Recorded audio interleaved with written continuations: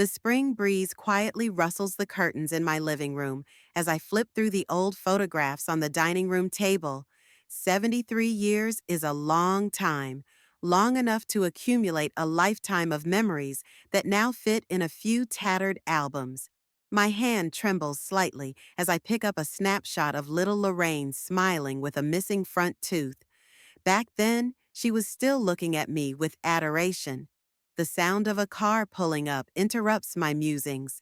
At first, I think it's the mailman, Bert, who always brings my mail around this time of day. But the engine roar is too powerful for his old van. I rise from my chair, my joints protesting the sudden movement, and walk over to the window. A silver Lexus pulls up in my driveway. My heart skips a beat. Lorraine's car. My daughter never arrives unannounced, especially on Thursday, when she usually spends the day at her club. Is something wrong? Could something be wrong with my grandson? I hastily put the photos back into the album and set it on the shelf. For the past 2 weeks, Lorraine hasn't returned my calls. Nothing out of the ordinary, to be honest. Ever since she married Tad Collister 8 years ago, our relationship has been in ebb and flow mode, mostly ebb. The doorbell rings with impatient insistence, repeating 3 times before I can make it to the front door. When I open it, Lorraine is standing on the threshold, dressed in a perfectly fitting pale blue suit, with her hair gathered into a neat bundle, not a single hair out of place. "Mom," she says with a smile that doesn't reach her eyes. "Finally, I thought you weren't home." She gives me a quick kiss on the cheek, leaving a trail of expensive perfume in the air, and slips past me into the house without even waiting for an invitation. "Lorraine, what a surprise," I say as I close the door. "Did something happen? Does something have to happen for a daughter to visit her own mother?" Her tone is light, but there's impatience in it. I want to remind her that an unplanned visit from Lorraine usually requires more than daughterly affection, but I hold back. Instead, I watch her walk through the living room, her eyes scanning all around her as if she's cataloging every object. "How's Parker doing?" I ask about my grandson, following her. "He's great.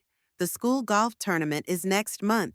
Tad is convinced he would have been selected for the national junior team if he hadn't missed training camp last year." She throws the remark casually, but I can hear the reproach in it. Parker missed camp because he was visiting me. 2 weeks that I've been planning all year. Tad and Lorraine reluctantly agreed only after I offered to pay for a prestigious summer course for Parker next semester. "Did he like the book I gave him for his birthday?" I ask, knowing the answer. Lorraine waves her hand uncertainly. "You know, he has so many things." She stops in the middle of the room and turns to me. "Mom, have you ever thought about remodeling? This house has so much potential." I look at the room through her eyes. The old-fashioned furniture Jack and I bought early in our marriage, the reproductions of paintings I couldn't get enough of when I opened my gallery, the collection of little ceramic elephants I've collected over the years. It all holds the story of my life. "I like the way things are set up here," I say discreetly. Lorraine rolls her eyes. "This house is too big for one person, especially at your age, especially in a neighborhood like this. Do you know how much real estate is going for in Newport right now?" Ah, here we come to the point of the visit. Money, always money, or more specifically, my house. Ever since real estate prices in Newport skyrocketed, Lorraine has taken a keen interest in my future living arrangements, and the future of my house, of course. "I'm doing just fine," I reply, heading for the kitchen. "Would you like some tea?" Lorraine follows me, her high-heeled shoes clacking on the parquet floor. "Mom, listen, I talked to Tad, and we think you should look into options more suitable accommodations." I reach for the kettle and fill it with water, giving myself time to deal with my irritation. "More suitable?" I ask again, trying to keep my voice neutral. "Yes, you see, there are wonderful complexes for older people. with medical care, social programs, nursing homes, you mean. I put the kettle on the stove and turned to her. Don't call them that, Mom. They're retirement communities. Very modern and comfortable. Lorraine smiles that special smile she saves for when she's trying to convince me of something. Ted knows a great place. His Aunt Vivian lives there and just loves it. Tennis courts, golf course. I don't play golf. You could start. You need to socialize more with people your age. She looks around the kitchen, and her gaze stops on the old coffee grinder on the windowsill. Oh, you still have that thing? It looks so antique. The grinder was Jack's gift for our first anniversary when we barely had enough money to rent a tiny apartment. He bought it at a thrift store and restored it himself. Lorraine knows the story, but prefers to pretend she's forgotten. It's a family heirloom, I say. That's exactly what I wanted to talk about, Lorraine says with sudden enthusiasm. About family heirlooms. I'm thinking about making a wall of photos and memorabilia at home. For Parker, so he knows about his roots. Jack died when Lorraine was 12. A heart attack took him suddenly, and I had to raise our daughter alone. I gave up my dream of opening a gallery and took a job with a more stable income. It wasn't until Lorraine went to college that I was finally able to return to my passion and start a small contemporary art gallery that eventually grew into a respected institution. There are boxes of old photographs in the garage, I say, and your father's things. I was going to show them to Parker the next time he visits. Lorraine perks up immediately. Really? Oh, that would be wonderful. Why don't we take a look right now? I could select a few for my project. Her sudden enthusiasm alarms me. Lorraine had never taken much interest in our family history. Since her marriage, she seemed careful to distance herself from anything to do with her past. Ted Collister came from a family whose fortunes were measured in generations, not years. Next to them, our family seemed obscenely ordinary. I remember the first time I met Tad's parents, Winston and Beatrice Collister, a dinner party at their mansion in the most upscale part of Newport. Beatrice gave me an appraising look and asked me what Ivy League college I had graduated from. When I replied that I had attended a local university, she barely concealed her disappointment. How interesting, she said in a tone that made it clear she found nothing interesting about it. After that meeting, Lorraine began to shy away from my profession. Gallery owner didn't sound impressive enough for the circle she was trying to enter. When we met with Tad's friends, she introduced me as an art collector, or patron of the arts, though my modest support of local artists hardly amounted to patronage. The kettle begins to whistle, bringing me back to the present. Maybe another time, I say, taking the kettle off the fire. It's such a mess in there. I need to sort it out first. Lorraine comes closer, her perfume suddenly seeming too intrusive in the small kitchen. I can help. I just have some free time today. She puts her hand on my shoulder, squeezing it lightly. Come on, Mom. It'll be fun. Just like old times, remember? I can't remember the last time Lorraine and I did something fun together. Before college, maybe? Before she met Tad and decided her mom wasn't good enough for her new life? What's really going on, Lorraine? I ask bluntly. Why did you come here? The smile on her face becomes strained. I told you to visit you and look at old pictures. You haven't visited me for no reason in the last 3 years, and a sudden interest in family history? Lorraine sighs, flicking a strand of hair out of her hairstyle. Okay, there's something else, she admits. But it's good news. Ted has been offered a partnership in the firm. That's wonderful. I'm really happy for my son-in-law, despite our complicated relationship. Yes, and in honor of that, we're throwing a little reception. Very exclusive. There'll be important people from the legal community, a few judges, maybe even Senator Holder. Congratulations, but I still don't see what this has to do with. We want to hold it here, she interrupts me. I blink, not quite understanding. Here, in my house? You have the perfect location, and that view of the bay? She gestures toward the large living room windows. No one we know has ever hosted a reception in this part of Newport.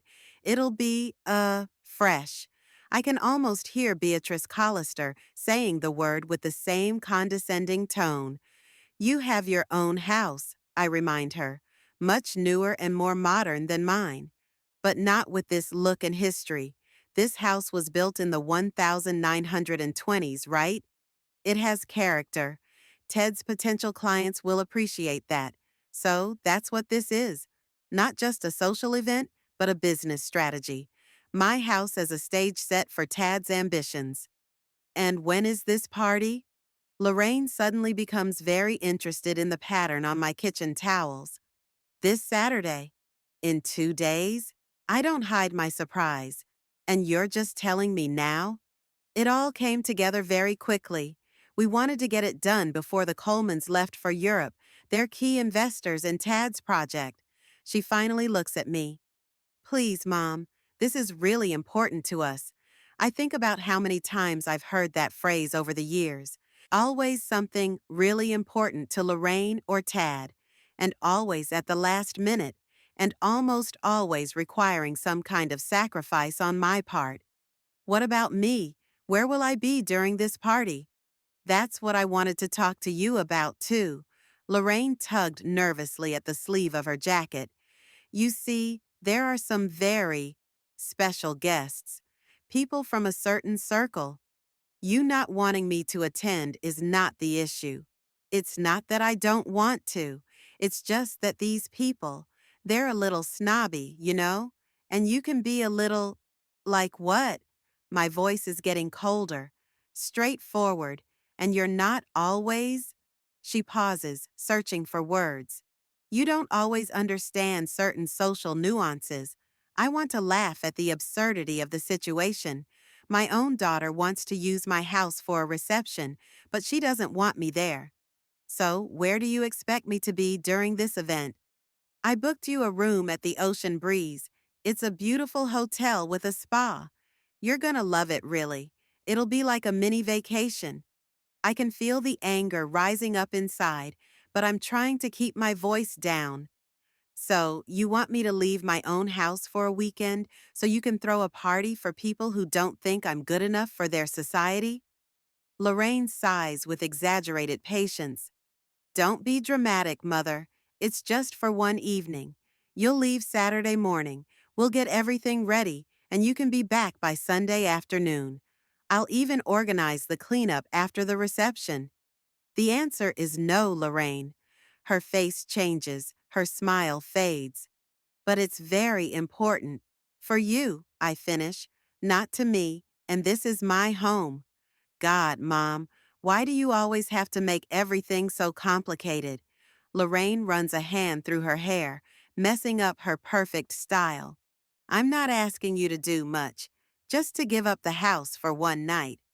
A house I've kept alone all these years. One that you don't even come to visit without ulterior motives. Lorraine looks like I hit her. Something resembling guilt flashes in her eyes for a second, but is quickly replaced by irritation. Okay, I understand you're upset. Let's talk about this later. She paused, then added more gently. What about those boxes in the garage? Why don't we at least look at them? I sigh, feeling tired. Part of me wants to just give up and ask Lorraine to leave. But the other part, the part that still hopes that someday we can rebuild what we once had between us, agrees. Okay, I say finally. Let's go look at the boxes. The garage greets us with a chill and the smell of old things.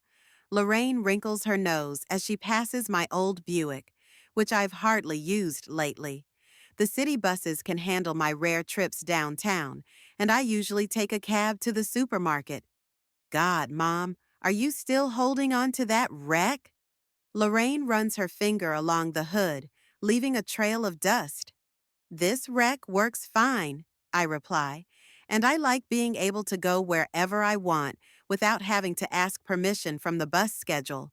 Lorraine rolls her eyes, a gesture I've seen 1,000 times since she learned to do it at 13. Whatever you say, where are those boxes? I point to the far corner of the garage, where there are metal racks of neatly arranged cardboard boxes. Each one is labeled in my handwriting, Lorraine School. Photo albums 47 to 56. Jack's stuff. Lorraine heads straight for the racks, her heels clacking on the concrete floor. I follow her more slowly, leaning on the cane I keep in the garage for those days when my arthritis particularly bothers me. Wow, how organized! I hear surprise in Lorraine's voice. Have you forgotten that I've been cataloging art all my life? I smile. Organization is part of my profession. My daughter doesn't answer, already busy examining the boxes. She pulls out one labeled Family Photos, 65 to 72, and sets it on an old workbench against the wall. This must be around the time you and Dad got married, she says, opening the box. It surprises me that she remembers our wedding date. Jack and I were married in 1968, young and hopeful.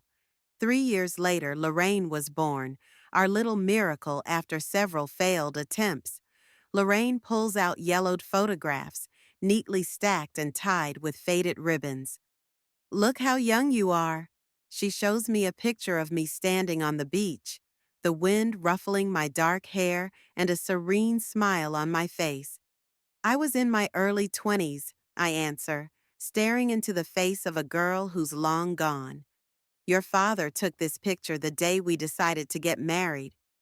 You look happy, Lorraine says, and I hear something like longing in her voice. I was happy, I say simply. We both were. Lorraine keeps going through the photos, occasionally showing me a particularly interesting one. Jack with his guitar on his lap, me in my first gallery, a tiny space we could barely afford, little Lorraine with a paintbrush and paints, trying to imitate the artists whose work I was exhibiting. I watch my daughter, noting the tension in her shoulders and nervous movements. Something is definitely not right. Even when she smiles looking at old pictures, her eyes remain wary, as if part of her is preoccupied with something else. Lorraine, what's going on? I ask bluntly. And don't say nothing. I've known you your whole life. She flinches and turns to me, something akin to guilt flickering in her eyes for a second.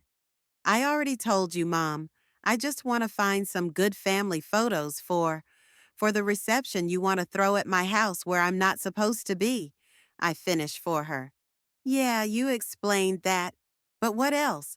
What else aren't you telling me? Lorraine opens her mouth, then closes it. For a moment, I think she's about to tell the truth, but then her face regains that expression of polite patience she's used when talking to me in recent years. It's nothing, Mom. You're being paranoid as usual. I'm not paranoid, I say calmly. I just know you well. She sighs irritably and goes back to the box. Oh, look, she suddenly exclaims, pulling out a small velvet bag. Those are Grandma's pearls. I step closer, surprised. My mother's pearl necklace, which I thought was long lost in one of the moves. Where did it come from? I hold out my hand, but Lorraine takes a step back, clutching the pouch in her hand. Isn't this box supposed to contain family heirlooms? She smiles, but something about her smile feels wrong. No, I shake my head. I've never kept jewelry in the garage. It's too valuable. Lorraine shrugs.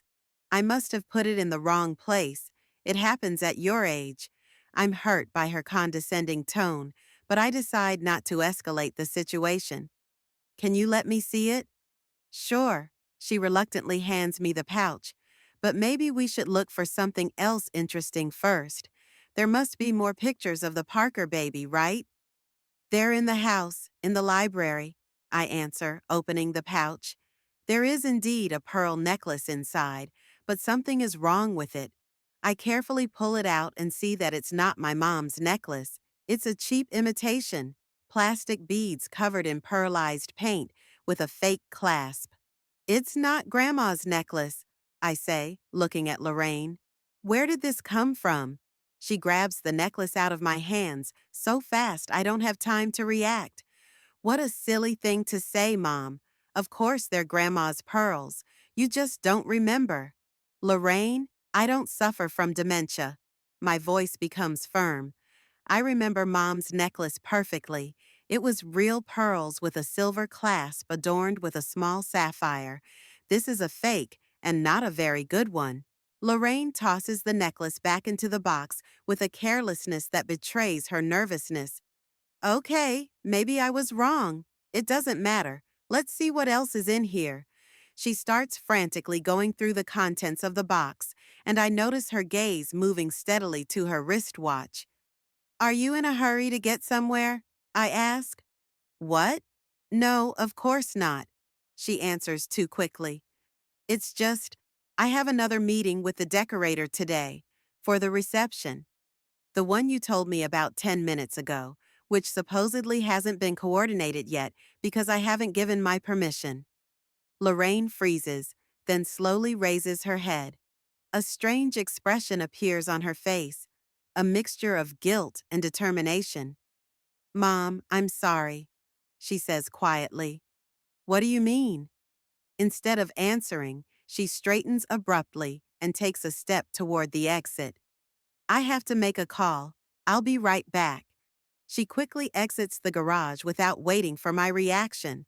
I stand puzzled by her behavior and decide to see what else is in this strange box that I'm sure doesn't belong to me. Inside is a set of photographs I've never seen before. They depict strange people, strange places.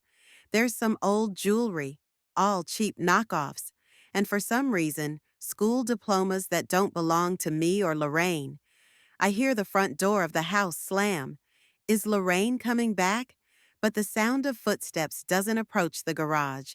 I walk slowly toward the exit to check what's going on, and suddenly I hear a metallic clanking sound. The garage door is closing. Lorraine? I call out, quickening my step. I reach the door just as I hear the lock click on the other side. Lorraine! I bang on the door. What are you doing? I'm sorry, Mom, she says in a muffled voice. I have to. It won't take long, I promise. Open the door right now, I demand, turning the knob, which turns uselessly. I can't. Not now. I'll explain everything later. You'll be fine. Just, sit there for a while. Lorraine!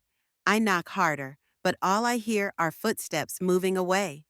Not believing what's happening, I try to open the door leading from the garage to the house, but it's locked too.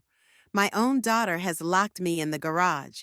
I try to make sense of what's happening, but the only question running through my mind is why. I slowly walk back to the workbench and sit down on the old wooden chair. My heart is beating too fast, and I force myself to breathe deep and steady. Panicking won't help anything. Think, Erlene. Think. Over. Lorraine wanted a reception at my house, but she didn't want my presence. And judging by her behavior, she'd already planned it in spite of my refusal. But locking me in the garage? That's too much even for Lorraine and her obsession with social status. I get up and walk to the small window high up on the garage wall. It's too narrow to get out through, but maybe I can get the attention of passers-by. I pull up an old stepladder and slowly climb the steps, cursing my naughty joints. Once I reach the top, I look out the window. From this position, I can see part of the driveway and a piece of the street. Nothing happens for a few minutes, and I'm about to climb down when I notice a car approaching, a late model black Cadillac. It slowly pulls into my driveway and stops. An elegantly dressed couple, a man and a woman, both in their early 60s, get out. I recognize them even from this distance. Winston and Beatrice Collister, Ted's parents. They look exactly as they did the last time we met at Parker's junior high school graduation, perfectly groomed, with a look of slight discontent on their faces, as if the rest of the world is falling slightly short of their standards. Another car pulls up behind them, a silver Mercedes.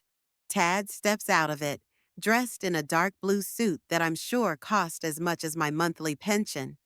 Lorraine appears next, wearing an elegant ivory evening gown. When did she have time to change? Tad hugs his parents, then all four of them head for the front door. They enter my house without knocking, as if they have every right to do so. A few minutes later, more cars pull up.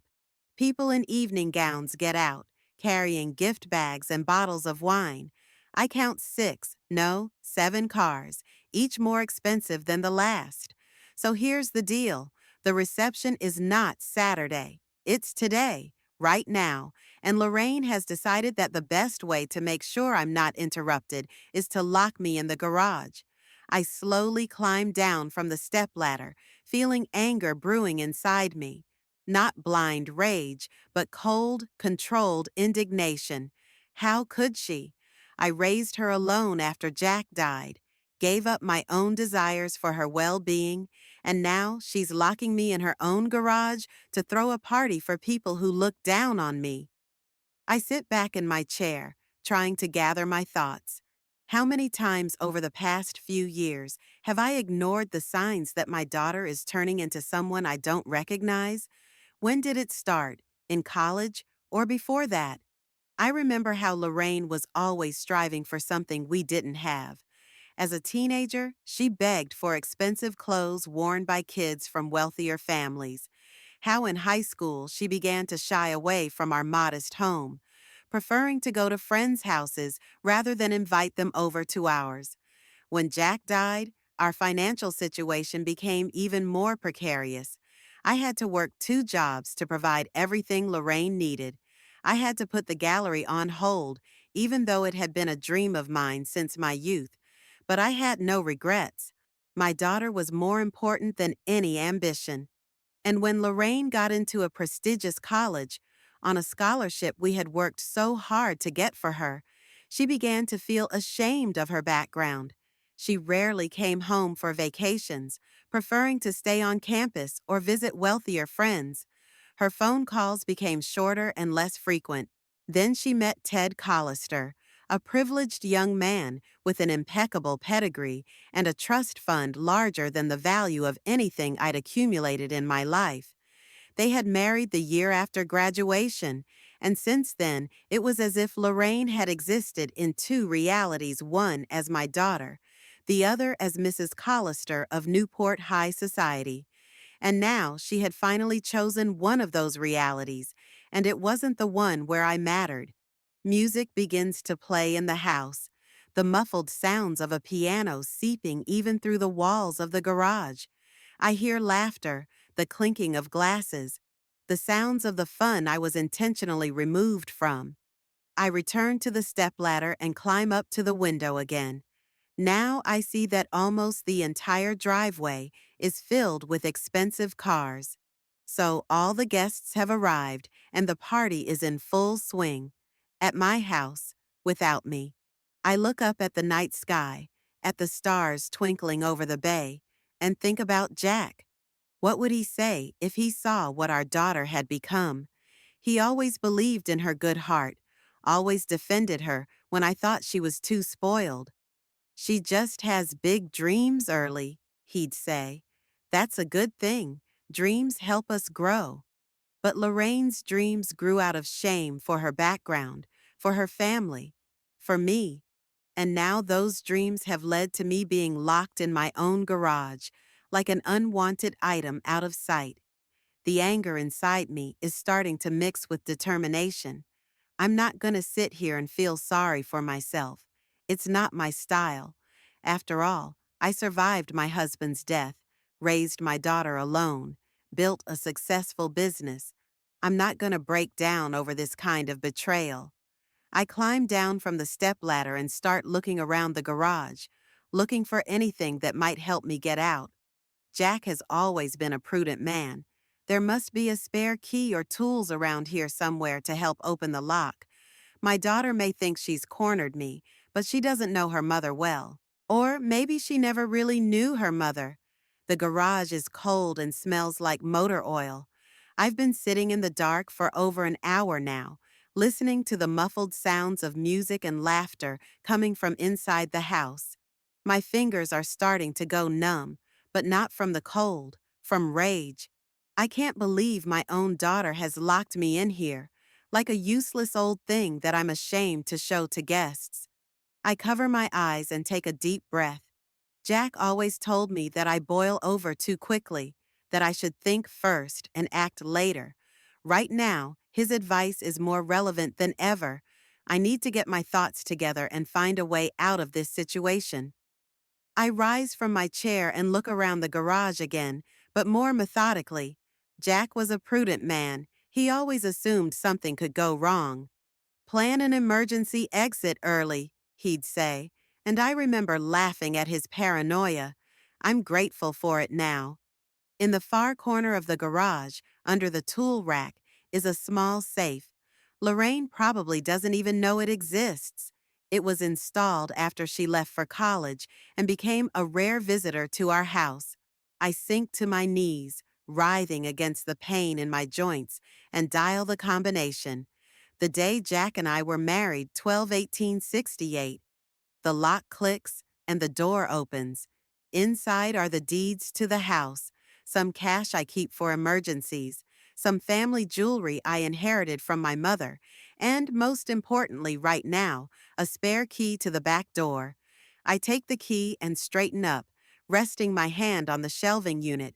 My knees protest from being in an uncomfortable position for so long, but I ignore the pain. This is no time for weakness. I walk over to the door leading from the garage to the house. It's locked, but the lock is simple and the spare key should work. I slip it into the keyhole and turn it. Nothing happens. Shit. Lorraine must have changed the locks. When did she do that? And why? Has she been planning this betrayal for a long time? I go back to the safe and check the other keys. There's got to be another one for the back door. We rarely use it. It leads to the small garden behind the house, which leads to the kitchen. I find the right key and head for the side door of the garage that leads out into the yard. It's unlocked. Apparently Lorraine had forgotten about it or didn't know about it. I open it carefully, cringing at the creak of the hinges, and peer out. It's a chilly spring night, but after the musty garage, the fresh air feels like a blessing. Once outside, I circle the garage and head toward the back of the house, trying to stay in the shade of the trees. The sounds of the party grow louder, the music, the laughter, the clinking of glasses. My stuff, in my house. The back door is behind a small gazebo covered in wild grapes. Jack built it the year Lorraine was born, so I could sit there with the baby in the shade on hot summer days. Now, the gazebo looks neglected. Lorraine apparently didn't see fit to maintain it during her visits. I walk to the back door and carefully insert the key into the lock. It goes in, and I turn it with relief. The lock clicks, and the door yields. I slip inside, into the dark pantry adjoining the kitchen. There are voices and laughter coming from the living room. I stand still, letting my eyes adjust to the semi-darkness. Through the ajar door of the pantry, I can see a part of the kitchen, flooded with light. There's no one there. All the guests have obviously gathered in the living room. I take a deep breath and creep through the kitchen to the hallway leading to the living room. Here I stop, leaning against the wall, and listen. Lorraine's voice stands out, higher, with that special intonation she gets when she's trying to impress. So, after Mom moved out, we decided to keep the house in the family, she says. It needs some modernization, of course, but it has so much potential. An architect has already drawn up a remodeling project. I freeze, amazed. Remodeling? A move? What is she talking about? A man's voice, apparently Teta's, picks up. We're planning to turn most of the first floor into an open space for receptions, and we're going to turn Erlene's former studio into a home theater. My studio? The same studio where I've spent the last 15 years creating my collages and miniatures? The room that preserved my identity after the sale of the gallery? Beatrice Collister's voice, cold and sharp. I hope you hire a decent decorator. There are so many eccentric details. Oh, don't worry, Mother, Lorraine replies with a nervous chuckle. We'll redecorate. There'll be nothing left of the old interior. My house, my life, nothing will be left. I feel the blood rush to my face. Enough eavesdropping. It's time to show myself. I square my shoulders, smooth my hair, and step out of the shadows of the hallway and into the brightly lit living room. For the first moment, no one notices me. All eyes are on Lorraine, who stands in the center of the room with a glass of champagne in her hand. Mom is very happy with the new place, she continues, turning to an older man with a gray beard, whom I recognize as Judge Hampton, a well-known figure in Newport. There's excellent care there, round-the-clock medical supervision. We visit her every weekend. The judge nods with a sympathetic smile. It's so important to make sure your parents have a decent old age. What's the name of this place? Perhaps my sister would like it too. Golden Autumn, Lorraine replies. It's a very upscale place, with tennis courts and a golf course, although of course Mom doesn't use them. At her age and in her state of health? What state of health, Lorraine? My voice, suddenly loud and clear, cuts through the hum of conversation. There is a momentary silence. All heads turn in my direction. I see Lorraine's eyes widen, the smile slip from her face, the glass in her hand tilt dangerously. Mom? Her voice trembles. Yes, dear, I smile, but that smile doesn't reach my eyes. I decide to interrupt my solitude in the garage and join the party. At my house, a whisper drifts through the room. The guests look around, not sure what's going on. Tad, who was standing next to Lorraine, steps forward, his face strained in a fake smile. Erlene, what a surprise! We thought you were locked in the garage? I finish for him, stepping closer. Yes, we were, until I found the spare key, which my daughter apparently didn't know about. Lorraine turns even paler, if that's even possible. Her lips quiver. She opens her mouth but doesn't utter a word. Beatrice Collister, sitting in my favorite chair, looks at me with poorly concealed disgust. Lorraine, what's going on? Her voice sounds like cracking ice. I don't let my daughter answer. What's going on, Beatrice? Is that your sister-in-law has locked me in the garage to keep me out of the way of a party where she's presenting my house as her own, and apparently telling the guests about my non-existent nursing home stay. The room gets so quiet that you can hear the old floor clock in the corner ticking, another inheritance from my parents that Lorraine is apparently planning to throw away during the remodel. Judge Hampton clears his throat, clearly feeling uncomfortable. I'm sorry, but are you Lorraine's mother, Erlene Flett? That's correct. I tilt my head slightly. And you don't live in an old people's home? As you can see, no. I live here, in my house, which, contrary to what you may have heard today, does not belong to my daughter and her husband and is not in the process of being remodeled. Lorraine is finally finding her voice. Mom, please, you've got it all wrong. Really? I turned to her. Did I misunderstand that you locked me in the garage? Or that you're lying to your guests about where I live? Or that you're planning to remodel a house you don't own? Tad takes another step forward, his face taking on that peculiar expression I've seen from him at family dinners when he's trying to smooth over awkward moments. Erlene, this is just a misunderstanding. We were talking about the potential, the possibilities. Potential for what, Ted? To take over my house? Or did you really think you could convince me to move into Golden Autumn, where you supposedly pay weekly visits? Winston Collister, who had been silent until then, rises from his seat. His face is red with embarrassment or anger. It's hard to tell. I think it's time for us to leave, Beatrice, he says, holding out his hand to his wife. The other guests begin to move restlessly too, glancing around, searching for their bags and coats.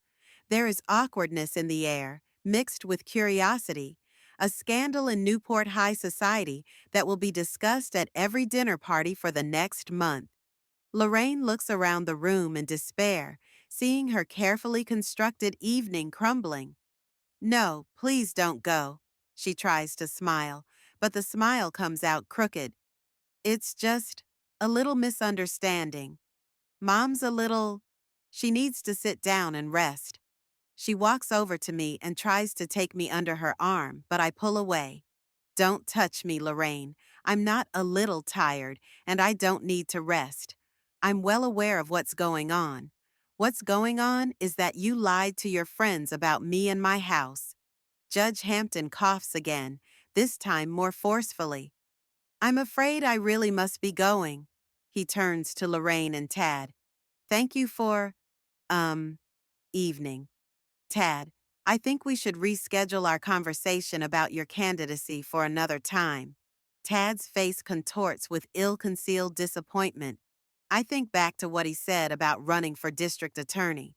Apparently, tonight wasn't just a social event, but an important step in his career. Well, so much the worse for him. One by one, the guests leave the room, mumbling awkward apologies and avoiding looking me in the eye. Lorraine stands in the center, stiff and pale as a statue, while Tad escorts the guests out, trying to salvage something from this disaster with his fake laughter and promises of future meetings. The Collister seniors are the last to leave. Beatrice stops beside me, her face a mask of cold contempt. I always knew you'd be trouble, she says quietly, so that only I can hear. Lorraine deserves better than this. She looks around the room, my house, my whole life. I smile at her, calmly, without a shadow of anger. And I always knew you were an arrogant snob, Beatrice. But unlike you, I didn't try to hide it behind false civility. Her face stiffens, and she turns abruptly and follows her husband out with a dignity that would be the envy of an English queen. When the last guest leaves, it's just me, Lorraine, and Tad in the living room. A heavy silence hangs in the air, punctuated only by the ticking of the clock and the distant noise of cars leaving. Lorraine finally looks up at me. Her eyes are a mixture of fear, shame, and anger. Is she angry at me for ruining her evening? How could you, Mom? Her voice is shaking. You ruined everything. I stare at her, not believing my ears. How could I? You locked me in the garage, Lorraine. In my own garage. And then you lied to all those people about me living in a nursing home. It was the only way, she suddenly screams. You would never have agreed willingly. You never think of anyone but yourself. Tad puts his hand on her shoulder, trying to calm her down. Lorraine, not now. But she shakes off his hand. No, let her know. Let her know that because of her, Tad has lost the chance for advancement he's waited so long for. That because of her selfishness, we'll once again be outcasts in a society where we've finally begun to be accepted. Selfishness? I take a step toward her, not believing what I'm hearing. I gave up my career to raise you after your father died. I worked 2 jobs so you could go to a good school. I saved every dime so you could get an education.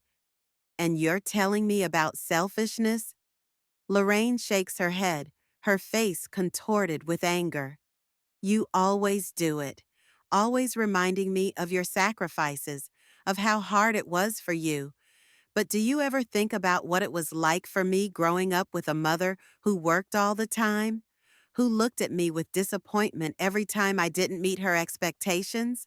I recoil, stunned by her words. Disappointment? I never. Tad tries to intervene again. I think we all need to calm down. It's been a long night and— Shut up, Tad, Lorraine says sharply, and I see him flinch in surprise. This is between me and my mother. This house was supposed to be our chance, you know? She turns to me. A chance to finally be part of a society that has always looked down on us. But you can't let that happen, can you? You can't let me be happy. I look at my daughter, the beautiful, elegant woman she's become, and I see a stranger. When did she become like this? When did this wall of misunderstanding and resentment grow between us? Do you really think that happiness can be found by betraying your own mother? I ask quietly. That people who only accept you because of your house or connections will bring you happiness? Lorraine looks at me with challenge. What could you possibly know about happiness? You've spent your whole life in the shadows, clinging to the past, to your memories of your father, to this old house. You never moved forward, never tried to be something more. Her words hurt, but I don't show it. Instead, I look around the living room, a cozy room full of memories, where every single thing has a story, where I've spent the best and worst moments of my life, the house I built for us, for my family. You're right about one thing, Lorraine, I say finally. I really never aspired to be something bigger than I am. I didn't seek the approval of people who judge a person by their address or the size of their bank account.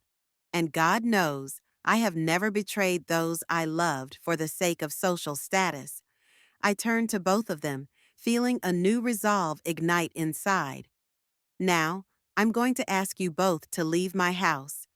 I'm not going anywhere. Lorraine crosses her arms over her chest. Tad and I are going to stay here and talk about this like adults. The tone she used when she was a teenager and thought she knew life better than I did. It sounds even more inappropriate now than it did then. Discuss what, exactly? I ask calmly. The way you locked me in the garage? Or the way you lied to all those people about me living in a nursing home? Tad takes a step forward, his face taking on that look of professional benevolence I've seen many times when he's interacting with less important people. Erlene, I understand you're upset, and you have a right to be, but let's discuss this calmly. Lorraine really did act impulsive, but she had good intentions. Good intentions? I can't help laughing. Locking an old woman in a cold garage is good intentions? Mom, you're being dramatic. Lorraine rolls her eyes. It's not that cold, and it's only for a couple hours. I stare at her, not believing my ears. Does she really not realize what she's done? This isn't about the cold, Lorraine. It's about you treating me like a nuisance, like something you need to get out of sight so it doesn't interfere with your plans. Lorraine turns away, her face expressing impatience. You don't realize how important this is to us. Judge Hampton could help Tad get the DA's office, and the Colemans are key investors in his project. What project? I'm asking. And what does that have to do with my house? Tad and Lorraine exchange glances. At that moment, I realized that the renovation story wasn't just a guest fantasy. Explain, I demand, my voice getting harder. Tad sighs and runs a hand through his hair, a gesture he does when he's nervous. It's hard to explain. I don't have dementia, Tad. I'm capable of understanding complex explanations. He nods, acknowledging my point. Good. The point is that my partners and I are planning a new project, a luxury apartment complex on the coast. But for that, we need certain permits and the support of the city council. So, my house is somehow going to help us get those permits? I still don't understand the connection. Not exactly. Tad walks over to the bar and pours himself a whiskey. He doesn't offer it to me, and I note the little rudeness. But the location of your house, its history and architecture, make it the perfect place to make the right connections. Simply put, You want to use my house as bait for wealthy investors and powerful officials, I say bluntly. Lorraine sighs in irritation. See, Tad? I told you she wouldn't understand. It's just a house to her. She doesn't see its potential. Oh, I see its potential perfectly well, I reply. The potential to be my home for the rest of my life, a home I love and have spent most of my life in. But you're here alone, Lorraine exclaims. In this huge house that you can barely maintain. It's illogical. Illogical for whom? For you? Because you want it for your social ambitions? Lorraine opens her mouth to reply, but at that moment the doorbell interrupts our conversation. Tad goes to open it, leaving Lorraine and me alone. Why are you doing this, Mom? She asks quietly. Why are you ruining everything for us? Me? I shake my head, still not believing her distorted perception of the situation. Lorraine, you locked me in the garage. You lied to people about my whereabouts. You planned to use my house without my permission. And you're asking why I'm ruining everything for you? Before she can answer, Tad returns, followed by Beatrice and Winston Collister. I'm surprised to see them return. I was sure they had left with the other guests. We couldn't leave without talking to you, Erlene, Winston says, his voice sounding unusually humble for a man who usually speaks to me condescendingly. This situation is very unpleasant for all of us. Unpleasant is an understatement, I reply. I was locked in my own garage while my daughter and your son threw a party at my house and lied to the guests about my existence. I'd call that outrageous. Beatrice pressed her lips together, her face expressing poorly concealed disgust. We didn't know about Lorraine's methods, but that doesn't change the nature of the case. And what is the crux of the matter, Beatrice? I turned to her, ready to hear another round of condescension. The point, Winston enters, is that this house is of great importance to Ted's future, the future of our family. My family is me and Lorraine, I say firmly, and, technically, Parker, though I've barely seen my grandson in recent years. Lorraine has been part of the Collister family for 8 years, Beatrice reminds me, and as a member of our family, she has certain obligations. What obligations? I ask, feeling anger rising inside. Betray your own mother? Tad clears his throat. No one's talking about betrayal, Erlene. We're talking about reallocation of resources. After all, this house will go to Lorraine after your... He hesitates, clearly struggling to find a word. Death? I prompt. Don't be afraid of that word, Tad. At my age, I'm much more comfortable with death. Yes, he nods, after you die. So why not let him serve his family now? I look at him, at Lorraine, at the Collister elders. They're all looking at me expectantly, as if I'm just a stubborn child who needs to be persuaded to share a toy. Because I'm still alive, I say simply, and I have no intention of giving up my home or my independence for your career or social status. Lorraine makes a sound of disappointment. See, I told you so. She's always been so selfish. Those words hit harder than anything else said today. I look at my daughter, the woman I raised with love, the woman I sacrificed everything for, and I see that she really believes what she's saying. Selfish? I repeat myself. I gave up my career for you. I worked 2 jobs so you could go to a good school. I saved money on everything so you could go to college. And you call me selfish? You always do, Lorraine screams, always reminding me of your sacrifices, like I'm supposed to feel guilty your whole life for being a single mom. I'm not asking you to feel guilty, I say calmly, even though I'm trembling inside. I'm just asking you not to call me selfish for wanting to live in my own house. Beatrice sighs, as if our conversation is boring her. This isn't leading anywhere. Erlene, be reasonable. You're an old woman living alone in a big house. It's impractical and unsafe. I'm doing just fine, Beatrice, I reply, and my doctor says my health is fine for my age. It's not just about health, Winston interjects. It's about making the best use of resources. This house in a place like this, it's too valuable to be just a place for one person to live. Too valuable for who? I ask you bluntly. For you? For your business? Winston doesn't answer, but his face speaks for itself. Mom? Lorraine takes a step toward me, her voice softening. I know you love this house, but think about the future, about Parker. This TAD project can secure his future, his education.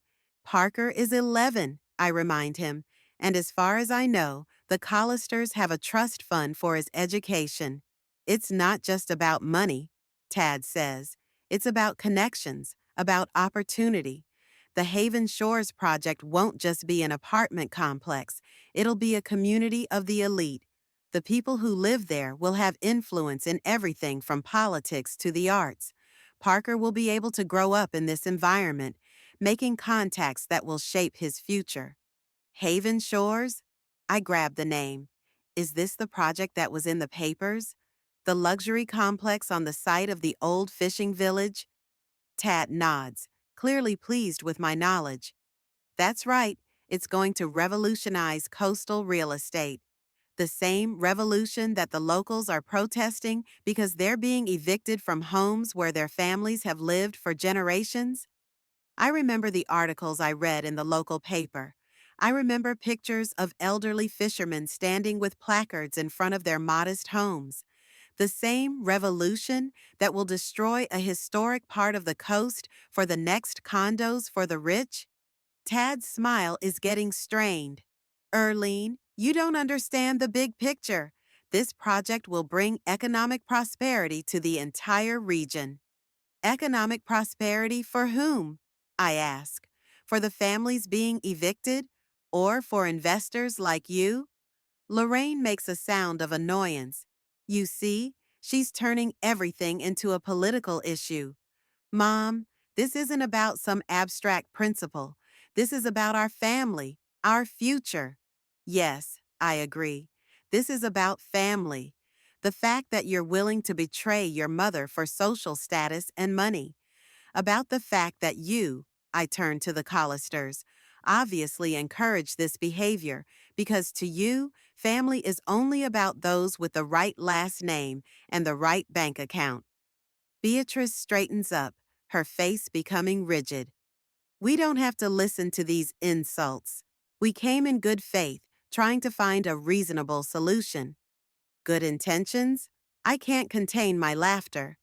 You want to take away my home to use it to promote a questionable project that will evict dozens of families from their homes. And you call that good intentions? Winston rises, his face red with anger. That's enough. I will not allow some. He hesitates, but I can see clearly what he means. Some commoner, a woman out of their league. I won't have you talking to us like that.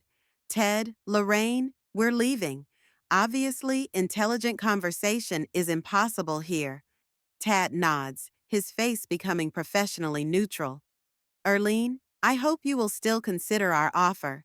At your age, comfort and safety should be a priority. I look at him, unable to hide my disgust. And at your age, Ted, the priority should be integrity, should be decency. But apparently, they don't teach that in law school. Lorraine approaches her husband's parents, avoiding my gaze. I'll come back tomorrow, Mom, when you've calmed down. Don't bother, I reply. I think we've all said enough to each other today. The three Collisters and my daughter head for the exit. I don't move as I watch them leave my house, the house they had so unceremoniously planned to appropriate. Lorraine turns around at the last moment, and on her face I see the same expression I've seen on her face as a child when she didn't get the toy she wanted, a mixture of resentment and stubbornness. You're going to regret this, Mom, she says quietly, when you're all alone. The door closes, and I'm alone in my house, among the unfinished glasses and uneaten appetizers left by the guests.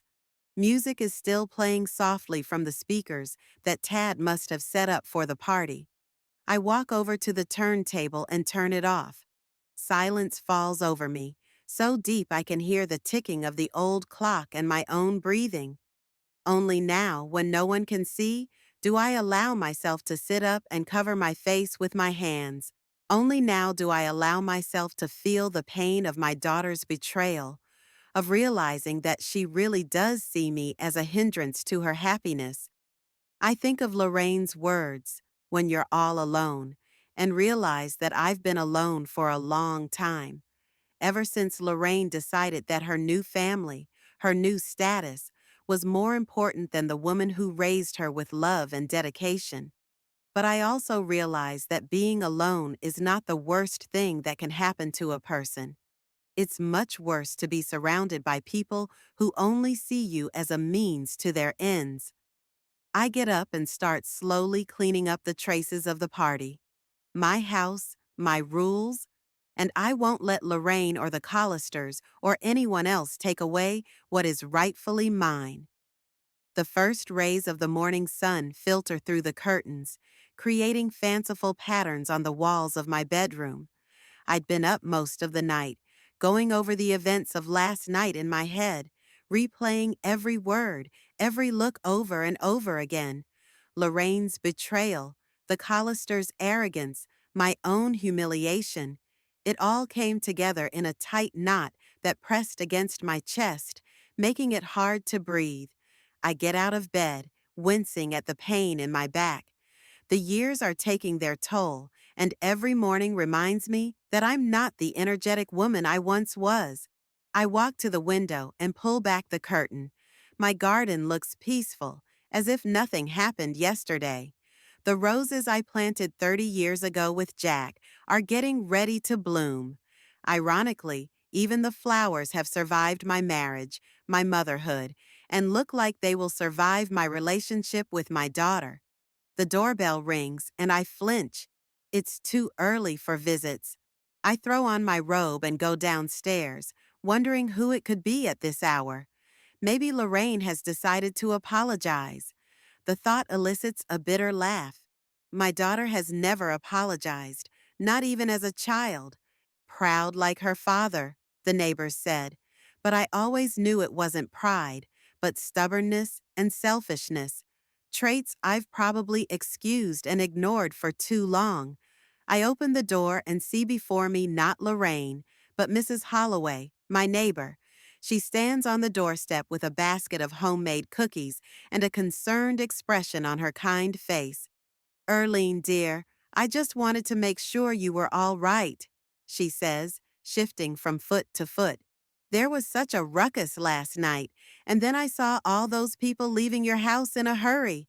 I sigh and invite her in. Mrs. Holloway is one of the few neighbors who still stop by my house. A lot of the old-timers left when our neighborhood became trendy, and their houses were bought up by rich families like the Collisters. "It's nothing, Mabel," I said, leading her into the kitchen. "Just a little family misunderstanding." She snorts, clearly not believing what I'm saying. "Family misunderstanding?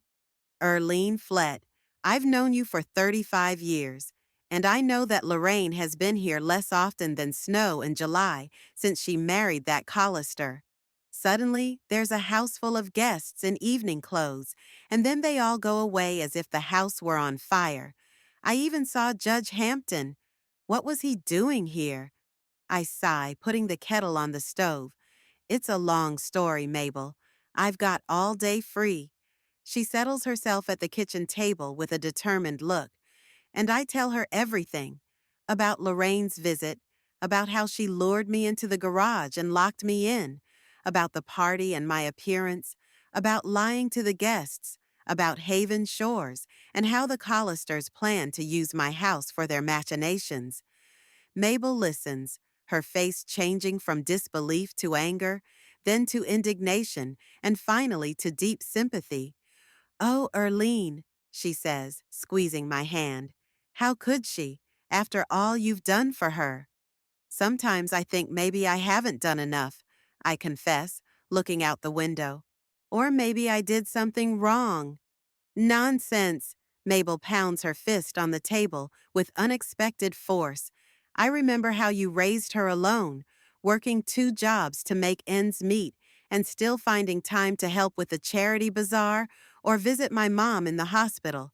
You were the best mom imaginable. Her words warm me, but can't quite dispel the bitterness. I think back to those days after Jack died, how I was left alone with a 10-year-old daughter, a mortgage and bills to pay.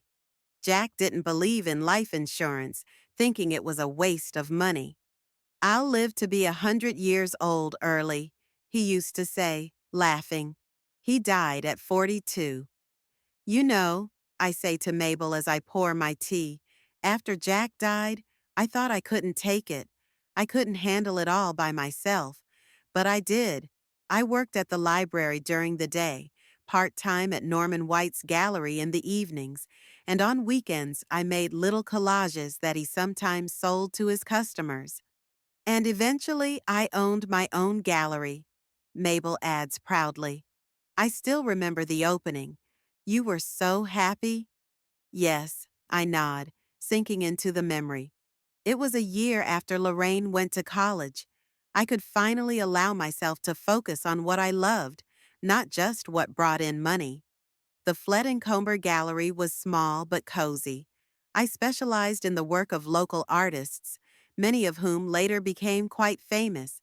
We organized exhibitions, creative evenings, and workshops for children. It was a lively, creative place, full of energy and ideas. Lorraine was never interested in the gallery, I continue. Even as a child, when I took her to Norman's, she looked at the paintings as if they were a boring chore. In college, she chose business administration, the safest, most guaranteed path to a steady income. "Not everyone inherits our hobbies," Mabel remarks softly. "It's not about hobbies," I shake my head. "It's about the way we approach life. I've always believed in working hard, in making things with your own hands, in following your own path, even if it's hard. And Lorraine was always looking for the easy way out. First, it was rich friends who treated her to expensive restaurants. Then it was an internship at a prestigious firm arranged for her by her classmate's father. And then there was Tad Collister with his family fortune and connections. I remember the first time she brought him over for dinner. Tall, well-groomed, with that special confidence that money and privilege give. He was polite, even charming, but I noticed the way his gaze slid over our humble surroundings with barely perceptible superiority. "Maybe I'm being too hard on her," I sighed. "After all, Tad is providing her with the life she's always dreamed of." "But at what cost?" Mabel asks. "Is she happy? Truly happy?" This question makes me wonder, is Lorraine happy? When I see her at rare family dinners, at holidays, she's always perfectly dressed, with impeccable makeup and styling. But sometimes there is something in her eyes that reminds me of a hunted animal, something like fear or anxiety, which she carefully hides behind a social smile. "I don't know," I answer honestly. I haven't been sure I know my daughter for a long time now. We sit in silence for a while, drinking tea and watching the sunlight slowly creep across the kitchen floor. Finally, Mabel rises. "I have to go," she says, hugging me. "But if you need anything, anything at all, just let me know. You're not alone, Erlene." I thank her, walk her to the door, and return to the kitchen to put the cups away. In the silence of the empty house, the sound of the doorbell is particularly sharp. Has Mabel forgotten something? I open the door and freeze. Standing on the threshold is Tad, alone, without Lorraine. He's dressed in a casual suit, but even so, he looks flawless, not a wrinkle, not a hair out of place in his hair. "Erlene," he says with a smile that doesn't reach his eyes. "May I come in? We need to talk." I hesitate, but then step back, letting him into the house. Not out of politeness. I want to hear what he has to say. I want to understand what's going on in the mind of this man who let my daughter lock me in the garage. Tad walks into the living room and stops, looking around like he's appraising real estate, which he probably is. Lorraine's not with you? I ask, not asking him to sit down. No, he shakes his head. She's pretty upset after yesterday. I thought it would be best if I came alone. To handle the situation? I don't hide my sarcasm. Tad smiles, more sincerely this time. You've always been perceptive, Erlene. Yes, I have. I've come to apologize for what happened yesterday and to offer a compromise. I cross my arms across my chest, waiting for him to continue. I realized that Lorraine's methods were inappropriate, he says, choosing his words carefully. Locking you in the garage was wrong, and I sincerely regret it. But I hope you realize that we acted in good faith. In good faith? I repeat. What kind of good faith? The Haven Shores project is important, he replies, and I notice his eyes light up at the mention of it. It's not just a business, Erlene. It's a legacy, something that will be left behind, something that will change the face of Newport for the better. Better for who? I ask. For the fishing families being evicted from their homes? Tad waves his hand as if dismissing an insignificant detail. They'll be compensated, and in the long run, it will be better for everyone. New jobs, increased tourism, higher property values throughout the neighborhood, including your house, by the way. My house, I repeat, the one you want to use for your receptions and business meetings, without my consent. Tad sighs and sits down in the chair without waiting for an invitation. Let's be frank, Erlene. You're not getting any younger. This house is too big for one man. To maintain it requires energy and money, which you have less and less of. I want to object, but he raises his hand to stop me. I've looked into your financial situation, he says, and the phrase makes me go cold. After the sale of the gallery, your main income is your pension and a small percentage of your savings. With inflation and rising utility prices, in a couple of years, you'll either have to take out a loan against the house or sell it.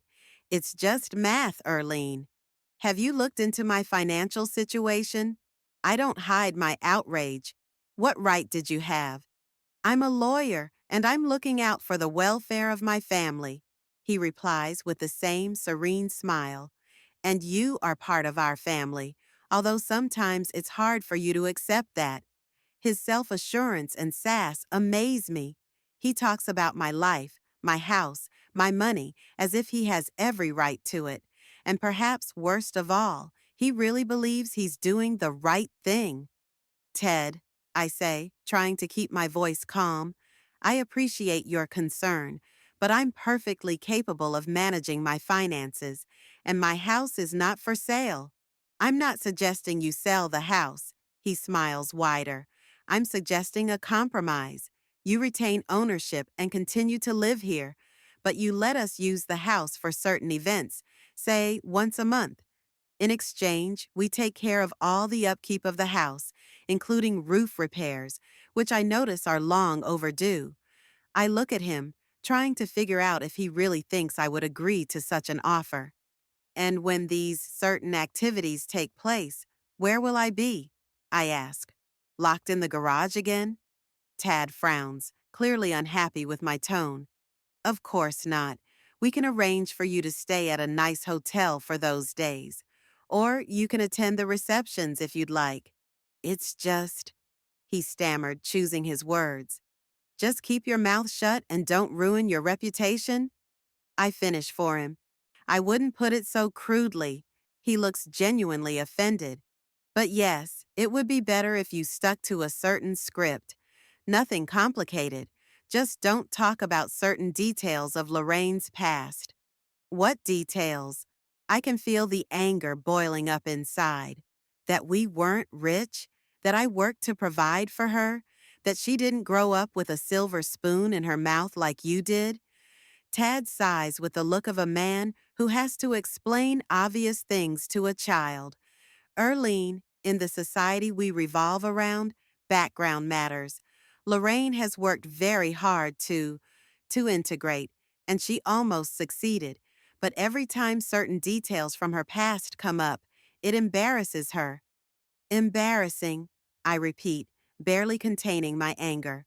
My daughter is embarrassed by the fact that her mother was a hard-working woman who earned everything she has. Our circle values other qualities, he replies dryly. Tradition, continuity, connections. Not honesty, hard work, and compassion? I shake my head.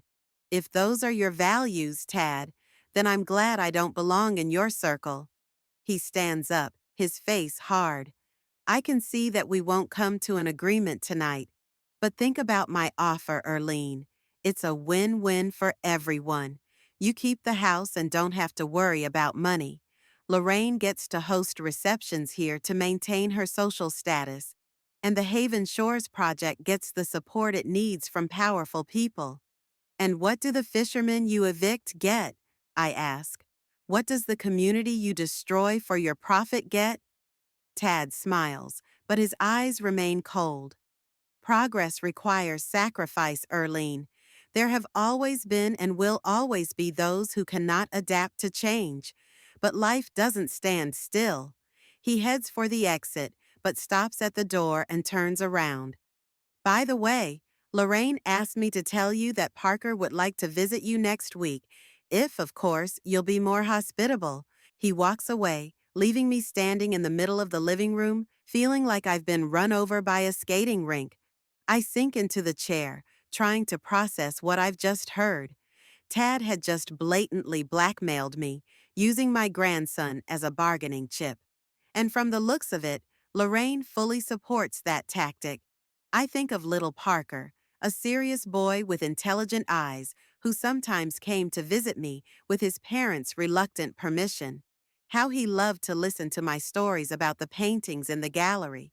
How he asked endless questions about everything in the world. On his last visit, almost a year ago, we were making a collage together for his school project, and his eyes shone with the same excitement I had once seen in the eyes of young artists discovering new ways to express themselves. Would they really use it to push me? How low can they go? And then it hits me. It's not just about the house or Haven Shores. It's about control.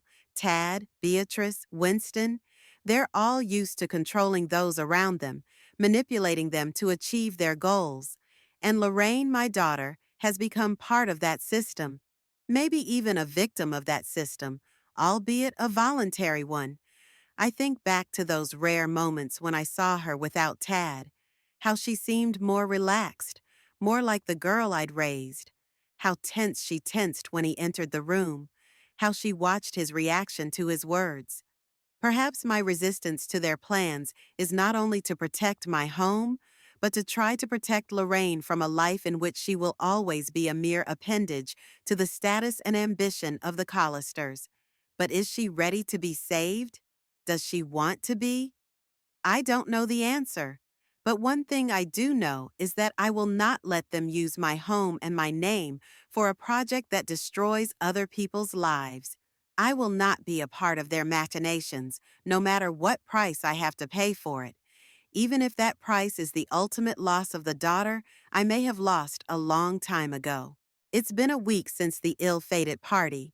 The phone rang several times, Lorraine, according to the caller ID, but I didn't pick up.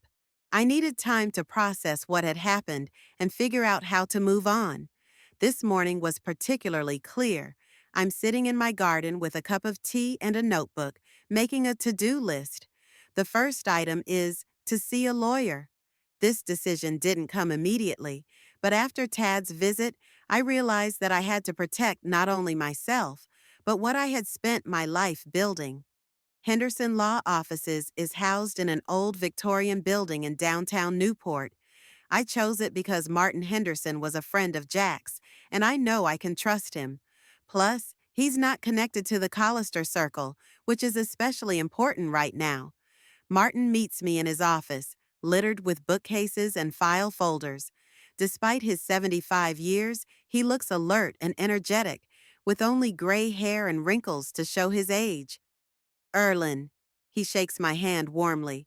It's good to see you, though I'm surprised to see you. Nothing serious, I hope. That depends on what you consider serious, Martin, I replied, sitting down in the chair he offered me. I want to change my will. His eyebrows raise slightly, but he nods with professional equanimity. Of course. What changes do you want to make? I take a deep breath. Saying it out loud is harder than I thought it would be. I want to exclude Lorraine from inheriting my house. Martin looks at me carefully, not rushing me with questions or advice. It's one of the qualities for which I've always valued him as a friend and as a lawyer, the ability to listen. May I know the reason? He finally asks. It's a big decision, Erlene, and I tell him everything about the party, about Lorraine's betrayal, about the Collisters' plans for my house and the Haven Shores project, about Tad's visit and his attempt to blackmail me with my grandson. Martin listens without interrupting, making occasional notes in his notebook. When I finish, he leans back in his chair, stroking his chin thoughtfully. This is really serious, he says, especially since Tad is a lawyer. Locking a man up against his will is a crime, Erlene. You could file a police report. I shake my head. I don't want a scandal, Martin, and I don't want to drag Parker into it. It's not his fault. I understand, he nods. Well, it's your right to change the will, but I have to ask, are you sure that this is the final decision? Family conflicts are sometimes resolved with time. This isn't just conflict, I interrupt. It's a betrayal, and it showed me the true nature of Lorraine's attitude toward me. I don't think that's going to change. Martin nods, accepting my decision. In that case, to whom do you want to leave the house? It's a question I've been pondering for days. I want to set up a trust fund, I say. Part of the money will go to Parker when he reaches the age of 25, but only if he gets an education in a field unrelated to business or law. I want him to have a choice, which I feel Lorraine doesn't have. Martin raises an eyebrow but doesn't comment on the condition. And the house itself? I want it converted into housing for elderly artists and craftsmen who can't afford to live in Newport because of rising real estate prices. A sort of commune where they could live, create, and share their expertise with younger talent. As I say these words, the idea that has formed in my mind over the past few days takes on clarity and strength. Yes, that's right. My home will be a refuge for those who, like I once did, strive to create beauty but face economic hardship. It's a wonderful idea, Erlene, Martin says with genuine admiration, but realizing it would require money for the upkeep of the house, taxes, utilities. I've thought about it, I nod. I have savings, but not enough for the long-term maintenance of such a project. That's why I want part of the house, say, the first floor, to be set aside for a small gallery or workshop where residents' work could be exhibited and sold. This would help support the project financially. Martin makes a few more notes, then looks up at me. You know, I have connections at the Newport Arts Foundation. They might be interested in such a project and could provide a grant for its development. That would be wonderful, I smile, feeling my heart fill with renewed hope. I want this house to live on, Martin.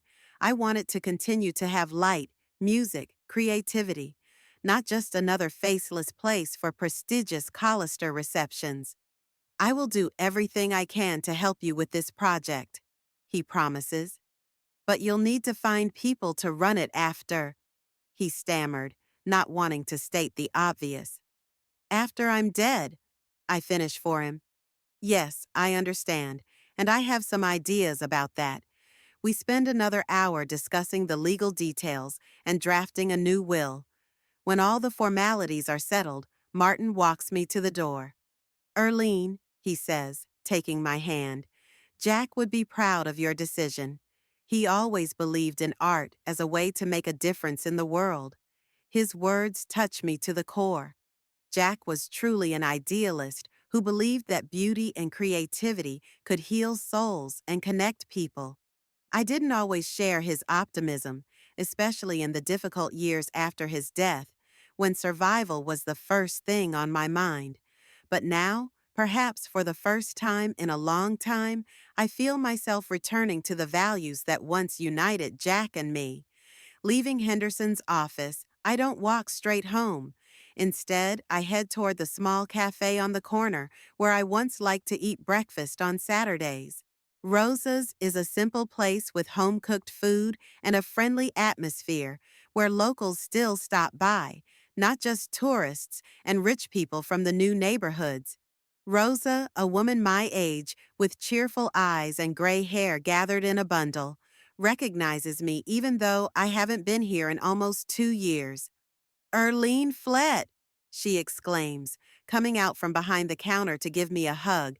"I can't believe it. Where have you been?" "Here and there," I smile, hugging her back. "I'm sorry I haven't stopped by for so long." "Sit down." She leads me to a table by the window. "I just baked your favorite blueberry pie.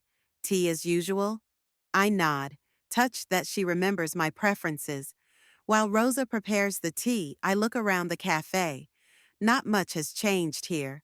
The same wooden tables, the same pictures of old Newport on the walls, the same sense of coziness and simplicity. Rose returns with tea and a piece of cake, then sits down across from me. "So, tell me," she says bluntly, "what brings you back to our land?" And I tell her, not everything, of course, but enough for her to realize that I've decided to change my life, to return to old friends and interests I've neglected for too long. "Remember our book club?" she asks with a sparkle in her eyes. "Of course," I smile. Once a month, we'd gather at someone's house, discussing books we'd read, sharing news, and supporting each other in times of need. Does it still exist? It still does. Rose laughs. "We're meeting this Friday at Eleanor's. You should come. Everyone will be thrilled to see you again." "I'd love to," I reply. And it's not just politeness. I have truly missed these women, their wisdom, their laughter, their unconditional support. After the cafe, I decide to take a walk along the waterfront. It's a beautiful day. Bright sunshine, a light breeze from the ocean, the cries of seagulls overhead. I sit on a bench, watching the boats in the bay and thinking about my new path. For the first time in a long time, I feel free. Free from Lorraine's expectations, from the judgmental stares of the Collisters, from my own guilt for not being good enough, not sophisticated enough, not rich enough for their world. But with that freedom comes pain. The pain of realizing that my only daughter chose status and money over our relationship, that she was willing to lock me in the garage for the approval of people who would never fully accept her, no matter how hard she tried. Maybe I was wrong in my approach to parenting. Maybe I should have talked to her more about values, about what really matters in life. Or was it inevitable, this gap between us, this fundamental difference in how we see the world? I don't know the answers to these questions, but I do know that I can no longer live my life trying to live up to Lorraine's expectations or hoping that one day she will see the world through my eyes. I take my cell phone out of my bag and dial a number. "Dr. Summers' office," a friendly voice answers. "Hello," I say. "My name is Erlene Flett. I'd like to make an appointment with Dr. Summers. Elizabeth Summers is the therapist Mabel recommended to me a few years ago when I was going through the death of my older sister. I refused then, thinking I could handle it on my own. Now I realize that I need help to get through this loss, the loss of my daughter, even if not physically. I get an appointment for next Tuesday. As I hang up the phone, I feel a strange sense of relief. It's another step toward a new life, toward healing. When I return home, I find a bouquet of flowers and an envelope on my doorstep. Opening the note, it's from Tad. Erlene, I hope you've reconsidered our offer. Parker is very anxious to see you. Call me when you're ready to discuss the details. Regards, Tad. I look at the neat handwriting, the expensive paper with the embossed logo of the Collister law firm, and I feel anger rising inside. Even now, he's trying to manipulate me, using my grandson. I tear the note into small pieces and throw it in the trash. I leave the flowers on the porch. Let him have them if he wants them. I won't accept any gifts from him. Instead, I go to my studio, a room on the second floor with large windows overlooking the bay. This is where I used to create my collages, experimenting with different materials and techniques. In recent years, I'd abandoned it, too busy trying to maintain my relationship with Lorraine and conform to her ideas of what a decent mother should be. The studio is covered in dust, but all the materials are in place: scissors, glue, stacks of colored paper and fabric, boxes of buttons, shells, dried flowers, and other treasures I've collected over the years. I open the window, letting in fresh air and sunlight. Then I turn on the old record player. Jack gave it to me for my 20th wedding anniversary, and I still prefer it to any modern equipment.